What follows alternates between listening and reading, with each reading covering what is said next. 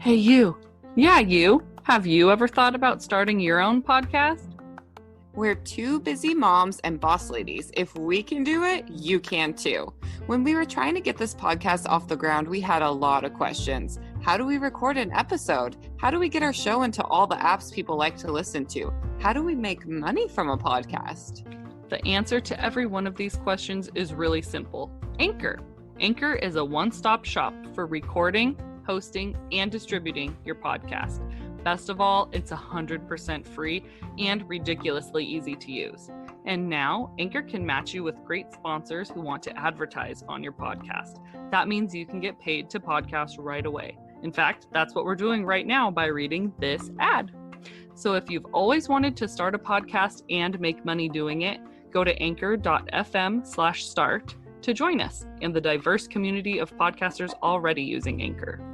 That's anchor.fm/start. We can't wait to hear your podcast.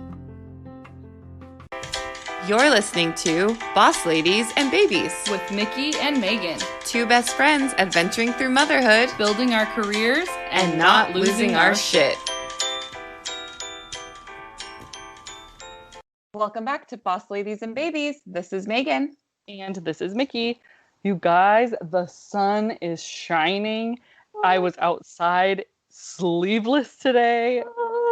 It is like, I don't know. I got a glimpse of paradise today and I am loving it so much. In summer. Yeah, I went out in my backyard. My kids are at school. The sun is shining. I was eating lunch in my backyard, throwing the ball for my dog. And I was like, is this what my life is going to be like? Like, I could really get used to this. Oh my gosh. Yeah. Okay. I thought you were just, I thought you were just so excited about the sun, but you're like, well, your kids too. Yeah. I mean, the sunshine is like, yeah, half the sun, half like I actually get to go out and enjoy it in peace for a little while. Yes. Oh my gosh. Huge, huge, huge, huge. Yeah. I thought you were glowing today. Yeah. Oh, and that's the sun shining in my window. It's beautiful. Oh my goodness. Yay. I'm so happy. Oh my gosh, you guys, other good news is our live podcast coming up on Friday. So when you're hearing this tomorrow night at 7:45 Pacific Standard Time, and I'm sure that Mickey will be talking more about her freedom in a little bit of a candid way. Yeah. Oh yeah. At this live secret podcast that will never, ever, ever be published. So please make sure you don't miss out on this event. You can get tickets from our Instagram bio, and the tickets are by donation. So we hope we see you guys there. We're both really excited, a little nervous. Moms After Dark. It's going to be super fun. Yeah, I'm going to start drinking at like 5 o'clock. So we'll be like real loose for the, but yeah, I'm so nervous because it feels like a real hangout, and like I haven't hung out with anybody in a year. Like it's gonna be so much fun. I know. I don't know if I can drink because I got my COVID shot. I think last week I was telling you guys I was getting my second shot, and there's like all this conflicting information about like in some countries they tell people to wait 2 weeks to drink. Some countries are telling people, like Russia is telling people to wait 45 days. Whoa. And I'm like, well, and that's okay. Russia.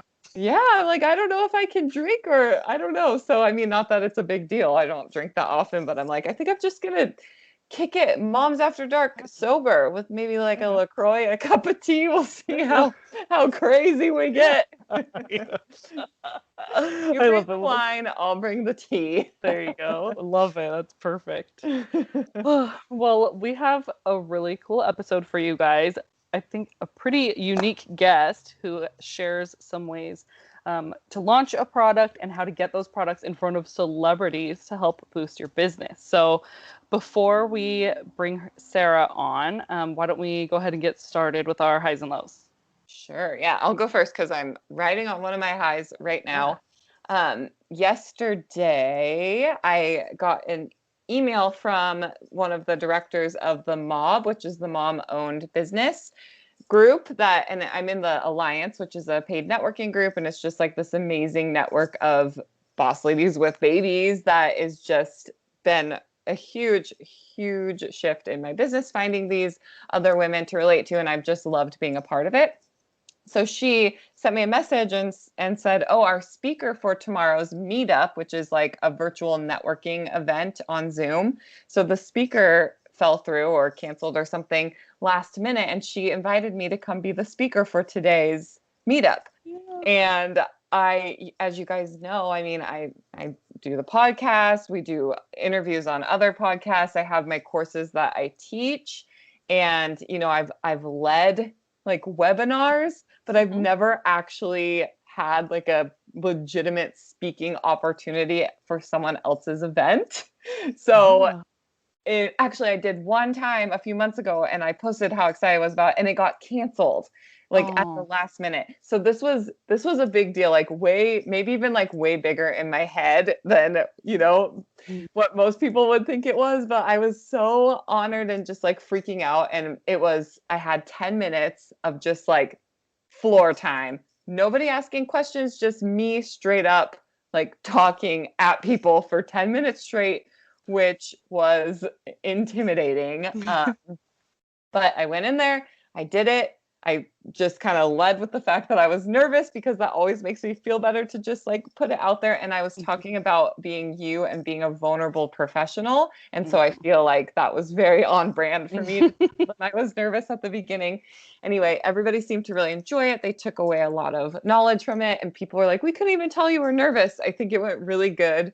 But yeah, it felt good just to like be up there talking, but also like odd with nobody like, oh yeah, okay, or like asking questions along the way, because it was just like, is this landing? Is it not? I don't really know. Like, but yeah, it seems like it landed, and it was so fun, and now I want to do it again. So yay! Let me speak at your event because it was a blast. Yeah, I'm riding high from that. Low. Let's see. I would say, yeah, I guess I can just tell you guys about this. I got really sick from my second COVID shot.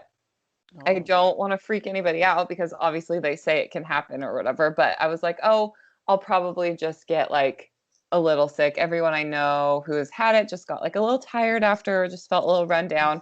But I asked my husband to take the day off work just in case I was going to just be tired. I thought, oh, I'll just lay in bed all day and have a day off and work and it will be great. So that was not the case. I like felt really weird almost immediately, like I was going to throw up. And I thought it was like just kind of nerves or whatever. But then I was super nauseous for the rest of the day, went to bed just feeling like kind of cold. And I woke up in the middle of the night with like 101-degree fever that was not going away. And I am, as you probably gathered from the beginning when I was talking about, I don't know if I should drink because the COVID shot, I also like would not take medicine because I didn't know if it was okay. So I just like had this nausea, horrible headache, and this really high fever, just like normal fever, I guess, not really high fever. And I just wrote it out for 2 days because I didn't want to take medicine. And it was just like awful. I have not had a fever like that in a long time. But on day 3, I was like 100% fine and normal. And soon I will be invincible. Yeah. Oh my gosh. Oh, yeah. I felt really bad for you for getting sick. It's such a like scary thing too, because yeah, everyone's reacting differently. We are looking into getting our shots, I think, next week, but I have to pick which one, which is overwhelming. Like I've just started doing so much research. I'm gonna be able to like write a paper on the different kinds of COVID vaccines because I'm just so nervous about it. But yeah. Well, don't get Johnson & Johnson. I don't know if you've heard the news recently. Yeah. No offense to Johnson & Johnson, but I got Moderna. Quentin, my husband, got Pfizer. So I think either one's fine. What's the thing on TikTok? Pfizer is for like the hot people, is like the stupid trend going around on TikTok that's making me feel really insecure about Moderna, okay? That's too funny. Oh my gosh. Okay, well, I'll do my highs and lows real quick. My high is just like life. I don't know. Today it must be the sunshine because I am just like riding the life high today. I have, my kids have t-ball practice and baseball practice tonight. They're both at school. So it's just like going to be a long day. But I can't wait. I don't know, but with the sun shining, I'm like, I feel like I can do anything. This is like one of those mom days that I've been waiting for, like kid sports and juggling both of them, and it's gonna be so fun. So hopefully it stays fun and tonight just doesn't turn into a total shit show like Monday, but I think it'll be good. Yeah. Let's see, my low. I have a doctor's appointment this week scheduled for my son because I've mentioned that he was getting like nauseous before school in the mornings and we thought it was like anxiety. Well, it happened through spring break too when there was no school. So now I'm like, okay, I don't think that it's just anxiety. So I called the nurse and everything and they think that he's probably just really like backed up, like constipated. So I've just been like, they're like, okay, give him all these laxatives and like see how it goes. But I started on Saturday. So like we did on Saturday and Sunday. I'm like, I can't give him laxatives during the week and then send him to school. That would be horrible. Right? Yeah. So traumatizing. Yeah. So I'm like, I'm not doing that to him. So we'll see what happens at his appointment. But I have to like go get him out of school and take him to a doctor's appointment. So I'm hoping that she figures out what it is because now I'm like getting nervous and like Googling, why is my kid nauseous? Don't do that. Don't do that. Please don't do that. So, okay, we'll keep us posted on that. But it's good you're taking him just to know. They'll probably say everything's fine, but at least you're taking him. Yep. So that wraps that up. Kid life. Yep. Well, we will bring our guest on. So Sarah Shaw is a marketing and sales consultant. She has had products in front of celebrities. She has had a purse on a very famous movie that we'll let you listen to when she gets here. Super exciting. And she has a lot to share with us today. So we will bring Sarah onto the show right after this quick break.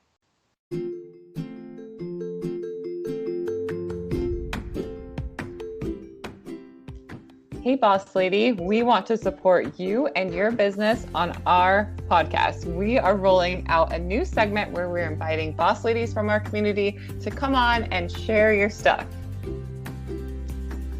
Mama Bear Bookkeeper is an as-needed bookkeeper exclusively for small businesses, entrepreneurs, and startups. She's also available for individuals and their personal finances. In addition to bookkeeping, she also offers education services, budgeting, debt organization, monthly meetings, and tax prep and referrals. Mention this podcast and you'll get a free 30-minute consultation. Find her on Facebook under Mama Bear Bookkeeper. If you... I don't have my script, so I'm just winging it. I know, I'm sorry. Okay. No, it's okay. Hang on. If you'd like us to support your business on our show, send us an email and let's get boss.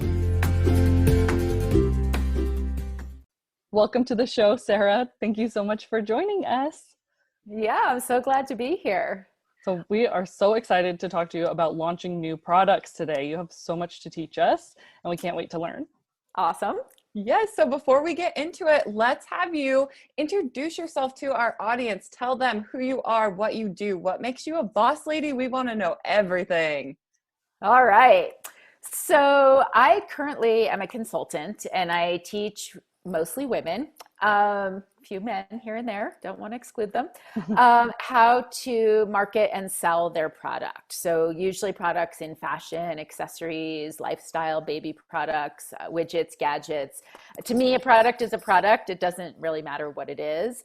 And I got here because I worked in film for about 11 years, I guess, doing costumes for movies when I got out of college.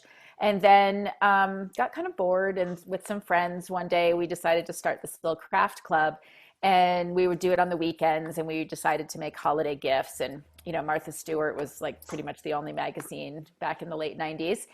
And so I found this really cute picture of like an old brown bag style lunch bag, but she had made it out of red felt and had cut around the top with pinking shears, which are those zigzag scissors.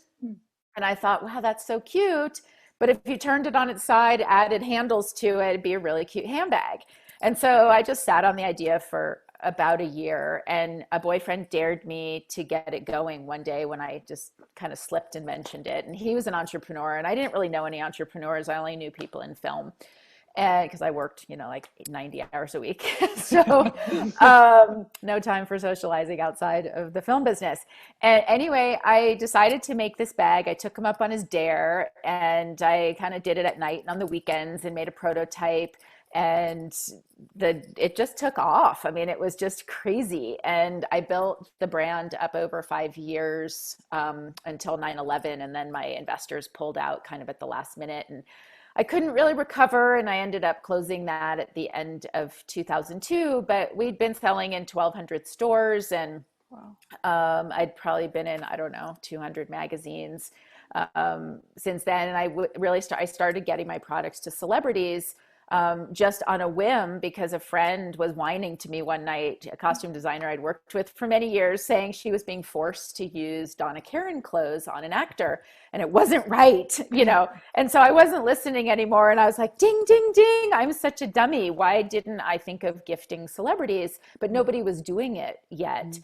And I thought, well, if Donna Karan and all these other companies are going to start doing, like product placement, right? Giving clothes, I should be doing this too.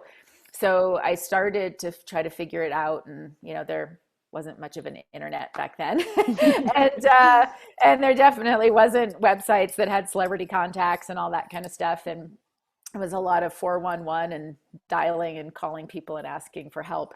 And anyway, I started doing that, and that really propelled my business forward, because I had a bag that was used in Legally Blonde, and it happened to be the publicity shot for the film. So it got a ton of exposure, and Nordstrom's picked up my bag, and Sony was so excited. They made like little mini movie posters to put inside the bags that Nordstrom sold online. And then I did a bag that was used for Julia Roberts in Ocean's 11, and that got an InStyle and got me into Bergdorf Goodman in New York, and got me into Sundance catalog. And so things just, were going really well. And then 9/11 hit. And like I said, my investors pulled out in January of 2002, and I just couldn't really recover. I was making everything in the US, and bags were really expensive to make here. And I just I just didn't know how to go overseas, and it didn't really seem viable for me as a designer. And anyway, I closed that company, and after a lot of boohoo moments and my crying to my dad and a lot of vodka, I picked myself up and actually patented another product in 2003 that was a closet organizer for handbags. And using everything that I'd learned over the 5 years of growing my handbag business, I had one product in 12 colors, and I sold 500,000 in the first 2 years. And people seemed to think that was amazing. I just was happy. And so a lot of people started asking me to consult with their companies. And I just, over the years, I did a little bit of dabbling and consulting here and there. And then life coaching, I guess, became a big thing. And in like 2008, maybe, and some friends brought me out to drinks one night, and then they kind of hijacked me and said, hey, you should really make a business of this consulting thing. And I was like, oh, that's ridiculous. Like, who's going to want to know, and what's in my brain, how am I going to teach that? And they, just like said, hey, did you see all these life coaches? I mean, they're making gazillions, like teaching people how to figure out what they want to do. These people all know what they want to do. They just don't know how to do it. And so I decided to give it a go, and hired one of these coaches to teach me how to do it. And because I didn't know how to do a service business or how to get anything out of my head, onto paper or the website or whatever. So anyway, I've been doing this for about 12 years now, and it's really fun. And I just love hearing about new products and new innovations, and figuring out, how the heck to sell these things, and, what's the special sauce that each one has. And it's just been really fun. I am just like obsessed with your journey, because I feel like it just naturally unfolded to get you to where you are now. And that the pain point that you found about how I have this great idea, how do I get it in front of other people, is just something that's so big with so many of us. And then we just end up never doing the thing. And it's sad. It's actually tragic to see that happen, because we all have so, so many things are so special that we're not putting out there because we might not know how. So we absolutely applaud you for what you're doing. That's amazing and so, so needed. I wanted to quickly just kind of rewind back a little bit to this getting your products in front of celebrities. I feel like you're talking about this and Vicky and I's eyes are kind of bugging out of our head, and it's just like so normal to you that you're like, yeah, I'm Legally Blonde and Ocean's 11, and we're like, what? Celebrities? So this is, that's an opportunity that I would have dreamed of being possible for a normal business. So let's kind of talk about your journey with that and how you actually got your products in the hands of celebrities. And you mentioned some of your examples, which I love. If there's any other examples that you want to mention as well, just because I feel like this is something that is really, really interesting. Like, I feel like I'm meeting a celebrity like through you, vicariously through you. That's so funny. An older friend of our family, a friend of my dad's, every time I talk to him, he's like, how's my celebrity good doing? I'm like, I'm not a celebrity, but he's like, you are in my book. I'm like, okay. So when I got this idea kind of from this friend, right, sharing her, her nightmare, and my light bulbs going off, I went back to the office and we were like, how do we do this? And the only thing, I was in Los Angeles at the time, so I did have an advantage in the moment of knowing that there were agencies that represent all these actors. It's not like it was a secret, but they were, 10 miles, 5 miles away, right? Not 3,000 miles away if you lived in New York. So we just started calling, we started making a list of some celebrities that we thought were kind of hot in the moment.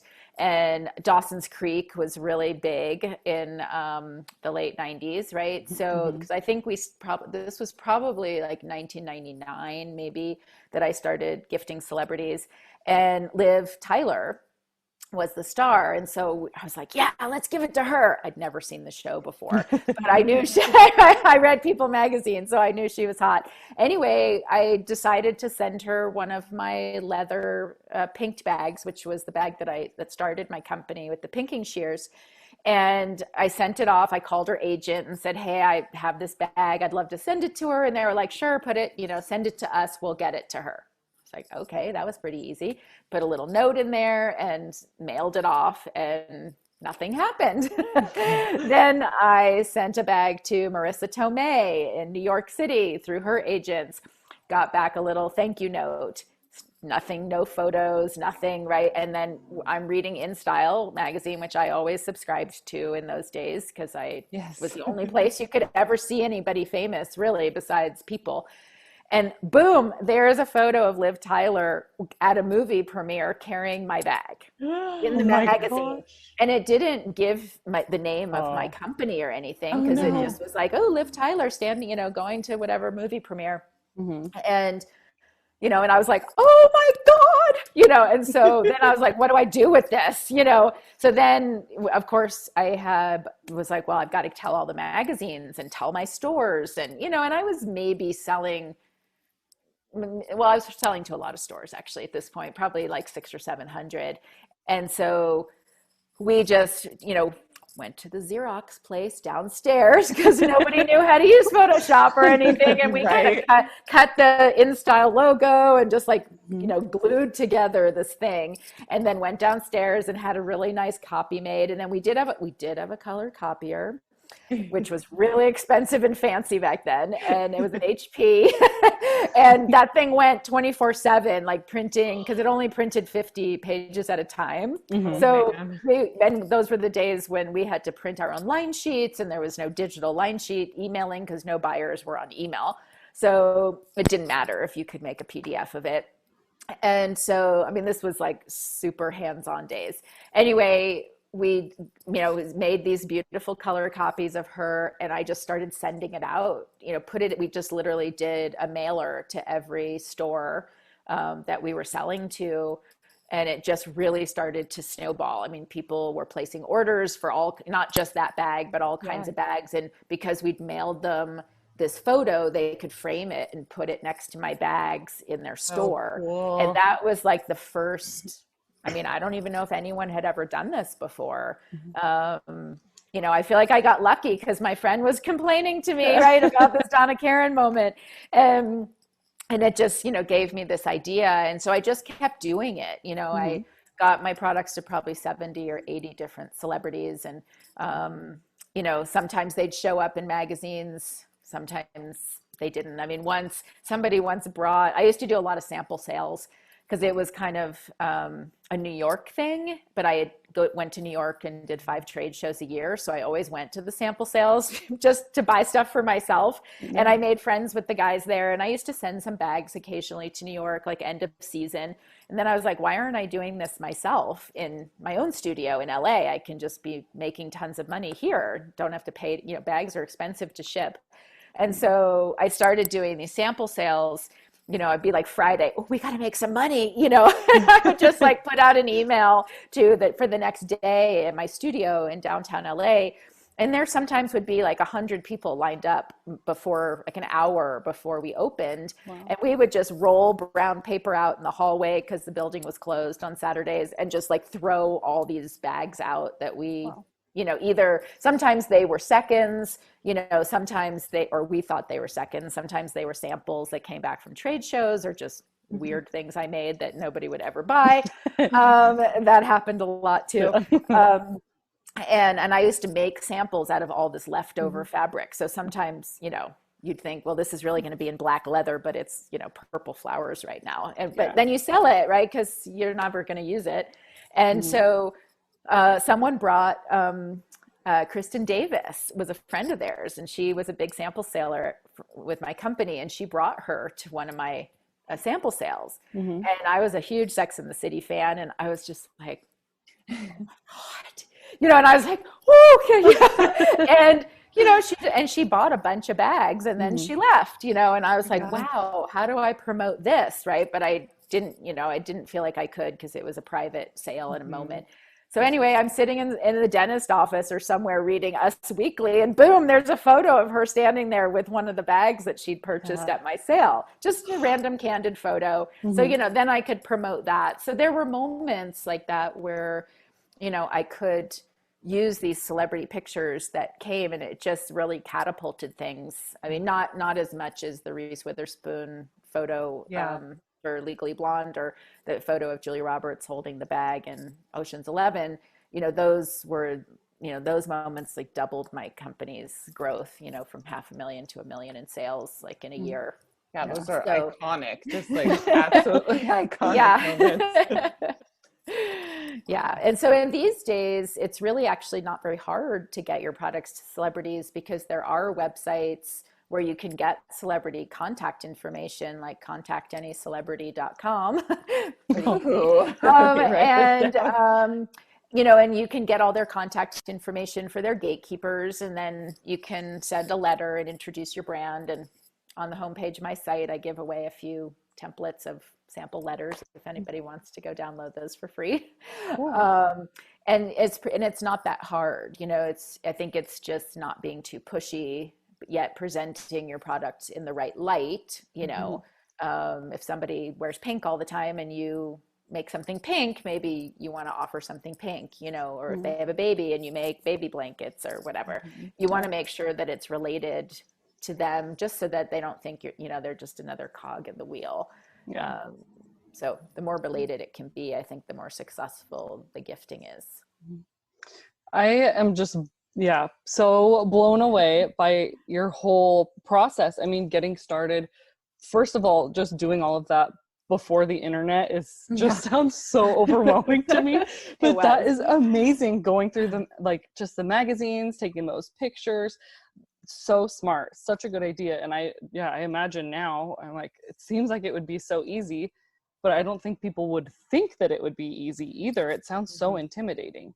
I think like a lot of people say to me, well, why would they want my stuff when, they could have Gucci or Prada or whatever, right? Some big label. And it's like, but they don't, how Us Weekly has that picture with like the 5 people and how they're all wearing the same thing, like who wore it best. Like that must be your worst nightmare, to be in that, right? Yeah. So if you're working with small designers or people who aren't super well known, but have things that you like, the chances of you showing up at the park with the same diaper bag as somebody else are slim and few and far between, right? Because if if everyone, the paparazzi in LA is everywhere. I mean, when my kids were born there, and we would go to the park in Beverly Hills just because it was a really nice park and had a river and all this stuff. And there was always paparazzi, like on the outskirts, and you're like, okay, who's here? Oh, look, there's Jessica Alba, and, and I'm just like, whatever, at the pumpkin patch, I have a picture of my child and I realized in the background was Amy Adams, So, I mean, that's like, doesn't happen to normal people, right? I mean, it doesn't even happen to me. I don't even live in LA anymore, but,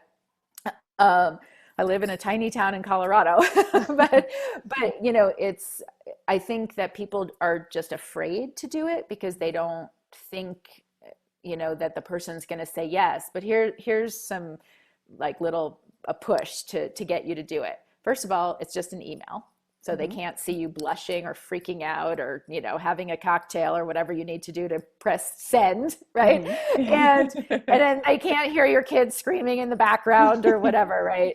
And they don't know you haven't showered in 4 days, or whatever, right? It's all about what's in the content of the letter and how you present yourself. And I mean, everybody can write a good letter talking about their brand, and especially if you download mine there, you can just copy the template exactly. And it makes it way easier. And then, it's really just, a little bit of time going on that site and building your own, little black book of celebrity names and just going for it, and just really learning how to just get out of your comfort zone. I think that's probably one of the biggest steps in growing a company.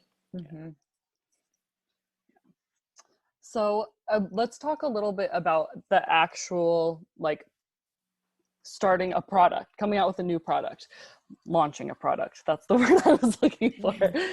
So from the beginning, where do you get started? How do you know that what you're making is something that people are actually going to want? I'm guessing that's a good starting place. Yeah, that's how I was when I first made my bags. I was working for this costume designer, the one who told me about the Donna Karan thing, for many years. And she was like, what are you doing? You never want to go and do anything fun. I was like, I'm working on something secret, I'll be ready in a week. And, and I was like drenched with sweat by the time I got out of my car to her front door when I was showing her the prototype. But I think that, it's figuring out how to make your prototype is can be the most difficult, right? I mean, it just depends what it is. I mean, if it's, something that's hard plastic molded, you might have to make it out of clay because you can't, you're not going to go pay for a mold and do all these expensive things, right? So I think it's just being creative in how you come up with the product. I mean, people have told me they've seen things made out of toilet paper rolls, with straws stuck in it and all these, whatever, to make some machinery piece, right? So it's, if it's something that needs to be sewn and you don't sew, you can staple it together or glue it or get a seamstress or a, tailor or somebody to sew it for you too. So I mean, I think when there's a will, there's a way with the prototype.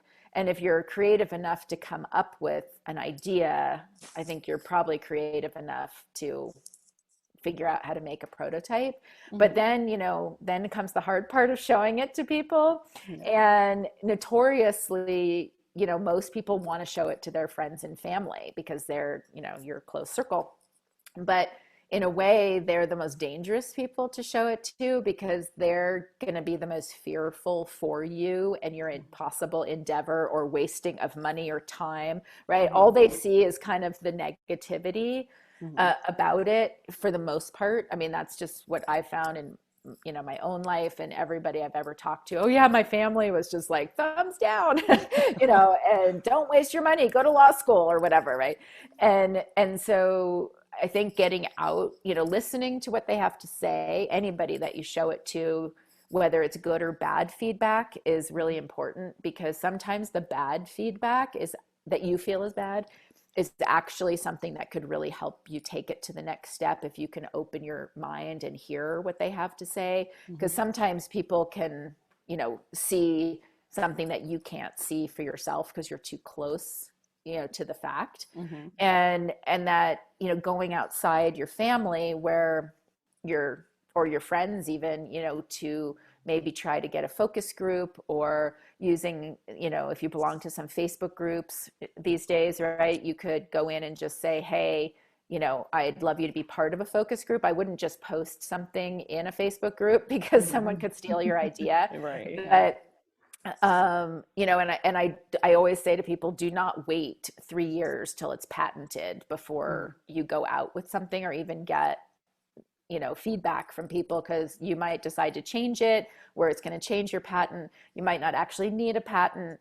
If you can think of something that's good enough to patent, somebody else is probably going to think of it too, or have knocked off something similar enough in that time frame. Like I had a patent on my closet organizer for handbags, and I thought it was airtight.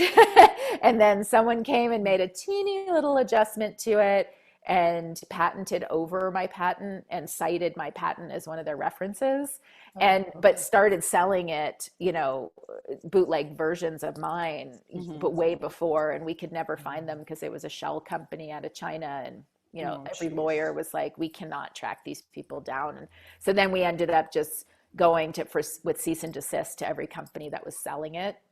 So, and there were some really big ones, and they weren't doing it on purpose. They didn't know that they were buying an infringed product. So, it was like, here today, off the website, and so, so I think that, patents aren't always the answer. I think a lot of people think, I'm patented, it's going to be great. I'm going to be a zillionaire, and whereas a trademark, I think, is way more important, because trademarks are actually even protected at US Customs, where a patent is not. So if somebody, wanted to call their company from overseas the same thing that you call yours, you can easily get it stopped at US Customs. So, that's good. But they will not do that with patents, which is a bummer. But so I think that, when you're thinking about launching a business, right, once you have your prototype, it's really kind of trying to get as much feedback as you can. Also going out to stores and really doing like a super deep dive, Sherlock Holmes moment on, packaging, and is there anything else like it, right? If there's something too similar to your product, there's not going to be enough reason for people to give up something that's already selling well, right? And if there's a reason that you're improving it, because that's often how products are made, especially a lot of moms will, buy something and be like, oh my God, this would be 100 times better if it just did this and this, and then you're like, whoa, let me just do that. Right.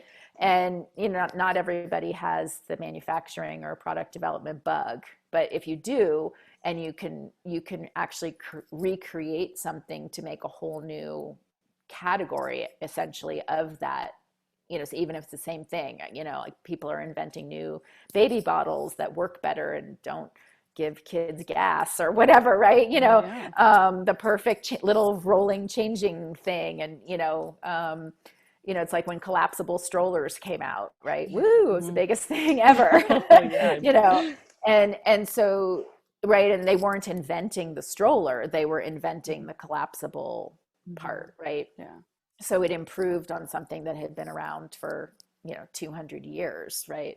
So, so there's just a lot of things to think about, but especially wanting to look in, and I'm not saying you'd want to sell it to big box, but a lot of times going into big box stores like Bed Bath or Target or, Costco or whatever, Walmart, you can see a huge variety of products and the price point variation, what the packaging looks like, how much space they get. Like if your product is too big, you might have to buy shelf space, right? If it's small, maybe, you don't have to pay for shelf space. There's all kinds of things to think about. Does it need a clear window? Is it need a closed box? Does it need to be a fancy box? Does it need to be a clamshell, all plastic, whatever? Does it just need a Ziploc bag?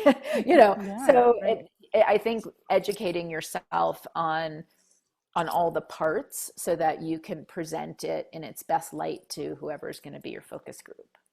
Yeah, these are all really, really good tips. And so I feel like for somebody who's just starting out, if you have like a list of things that you can kind of go through and check off, what would be like the one thing that you have to do, the like one piece of advice that you could give somebody that they absolutely have to do to get started? Make sure that you love this thing more than anything else, Yeah. besides your husband and your kids or Yeah. whatever. But I mean, it's gotta be like literally one of those things that just, you know, you just cannot wait to get out of bed in the morning, Mm-hmm. you know, because the minute it becomes a drag or you're like, you know, it's just never going to happen. I mean, you need to be able to like jump out of bed every morning and get going on it and figure out, you know, whether you got to strap your baby to your back or whatever's got to happen, right? I mean, you know, I started my consulting business when my kids were 1 and I have twins. Oh. And, you know, and I was still doing my handbag organizer business. So I was kind of doing double duty, and I'd be like, "Ooh, nap time. Okay, 2 hours of work, you know," and then, "Oh, nap time again. Great. 2 more hours, you know, Yeah. here, you guys play together. Oh, you don't like to play together? All right, well, let's do it anyway." You know, and let me roll the ball. Let me just send an email. And it's kind of one of those where you have to have that passion just to keep you going and keep you motivated. Yeah. Oh my gosh. Well, that brings us to our kind of like final question for you. So because you're totally managing it all. I didn't know you had twins. That's I exciting too. do, Oh my yeah. gosh. 13-year-old identical twin girls. Oof. Yeah. So double I've teenager. survived. Wow. Yeah. I'm like, woo! So what's your secret to balancing it all, and what advice can you offer someone who like balancing work life and being a boss lady? Oh, I don't know if I balance very well. I think I do. I mean, my kids just went back to school last week for the first time in a year. Mm-hmm. So I am alone with our dog and our cat. Yeah. Our COVID puppy. Mm-hmm. But, you know, I think for me, I had to teach myself to kind of live and die by my calendar. And I took a class back in 2005 when I, you know, had closed my company in 2002 and kind of didn't really know what I was going to do with the rest of my life. And I had been kind of dabbling in some little businesses here and there. And in 2005, I was like, I got to get serious and, you know, figure out what I'm going to do, since all I know how to do is babysit and make bags. And so I took a class, and what they taught me was chunking my time. And that, I think, has been my savior, because I learned that it takes you 20 minutes to actually get into something, right? Whatever you're doing, if you're, you know, coming up with marketing ideas, or, you know, figuring out who you're going to interview on your podcast or whatever, right? And then if you're constant, like some people are like, I'm such a good multitasker. And I'm like, that's too bad, because the only time I multitask is when I'm cooking dinner and doing laundry, because I don't need a brain for that. And so, you know, because if you're checking your email and doing Facebook and responding to this and, oh, you know, talking to your child, or I don't know, making a to-do list, it's too much. Your brain can't actually succeed at anything at the level you probably want. So one of the things I think that has helped me is chunking my time. So I use my calendar. It's crazy. You know, first you put in all your personal things, right? Doctor's appointments or kid pickup, drop off. Like I have in there, pick up children at school, because the day could go by, and if my my phone doesn't ding and give me my 15-minute warning, they could be standing there going, hello. And so, you know, and I've seen people do that who don't have that in their calendar, right? They're like, oh my God, I forgot to pick up my kids at school, you know, and I'm like, isn't it in your calendar? Like I wouldn't be able to function, you know. I mean, I even put like go to the grocery store, you know, because my days are so busy that if I don't schedule those things, you know, I don't like to go to the store on the weekends, and now I do grocery pickup, so I still have to get there, right? And so, you know, it's putting in all your personal stuff, right? Maybe your kids have recurring events every day or every week that they do, right? You know, whatever their age group is, soccer practice, right? But you have to have those in, and then you build your day around it, right? Oh, I've got a 4-hour chunk. Today's a good day for sales, or I'm going to work on Facebook posts and schedule 30 of them, but as you get yourself into something, just keep in mind that it does take 20 minutes to get really into it, like where you're in that flow of sort of in that genius zone, right? Where you're like, wow, I'm so smart all of a sudden. And that was a great idea. And I find that when I'm in those moments, I have a lot of those genius moments. Whereas if I'm frenetic about something, or I'm running behind and I'm panicking and doing 14 things at once, everything's done sort of mediocre. And so I think as a mom, I really had to train myself, right? Like I was saying before, 2-hour nap, power work, and then play, and then power work, and then, then I finally got a nanny for 4 hours in the morning in between the 2 naps, because I was like, I can't work 4 hours a day. We're going to starve. So, and I've been a single mom since my kids were 2. So it's been figuring that out. They've been in school since they were 3 years old, right? After, they were in school from 9 to 4 pretty much every day since they were 3 years old. And they still remind me of that. And, and I'm like, thank God you love school now. But, but it's kind of figuring out what works for you, your family, maybe, like we order out every Tuesday because one of my kids has piano till 5:30 and I just can't cook dinner. So I'm like, great, that's how we're solving the problem, and, no, we're not having sushi, and so it's kind of looking at what works for you, right? But I think it's really important to make sure, if you like to exercise, put that in your calendar, if you need to walk your dog or whatever, right? Everything that has to work to make your life, the balance part work, has to go in first. And then I find it's easier to fit the work stuff in, right? I mean, if you have to go get your hair done on a weekday, well, I used to know I was going to work that night after my kids went to bed, right? Luckily back then they went to bed at 7, but now they can put themselves to bed. But but it's thinking, how do I have to make up that lost time? Yes, I do. Okay, well, if you have a husband or a partner who could take up some slack for you on the weekend, maybe replace some hours on the weekend here or there, so I think chunking your time and being really beholden to your calendar and not being frenetic is the way that you get the most done. And I think you feel I know I feel more successful at the end of the day. 100%. I am all about a good time block. That's like how I live my life too. And it's just been so helpful, even putting those personal things in there, or especially, and then I like what you said about putting your work around your personal things, because we have to take care of ourselves first. And, we have to take care of our children and we have to take care of our businesses, but we have to take care of us in order to do all of that. So I think that is a really, really good tip and a great call out. And we could just talk to you all day, but we are getting to the end of our time that we have for this episode. So we're going to wrap up, and thank you so much for joining us. This has been just full of jam-packed information. I know that our audience is going to love this so much. We're so happy to have chatted with you. And so we're going to just go ahead and wrap it up. All right. Well, thanks for having me. This was really fun. Yeah. So before we let you go, why don't you tell everyone where they can find you? Because I know I have a lot more questions and I'm not even launching a product yet, but if they want to contact you or, follow along, where can they find you? My website is sarahshawconsulting.com, and you can find me on Facebook and Instagram, both at Sarah Shaw Consulting. And like I said, if you're interested in getting products to celebrities, you'll see there's pop-up on my homepage, and you can download some celebrity templates for free, and check out Contact Any Celebrity to find out where, who the celebrity gatekeepers are. Yeah. That's amazing. Okay, yeah, everyone, make sure you go check Sarah out and get in touch with some celebs, learn how to do that. That's amazing. And she seems to have tons of great information about how to launch your product. So I hope that we can make some connections with you guys and Sarah. And this has been such a great time chatting with you. We're so happy you were here, and we'll see everyone next week. Bye.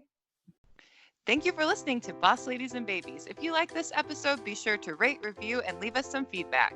Make sure to follow us on Instagram and Facebook and join the conversation in our Facebook group at Boss Ladies and Babies. And until next time, Stay bossy.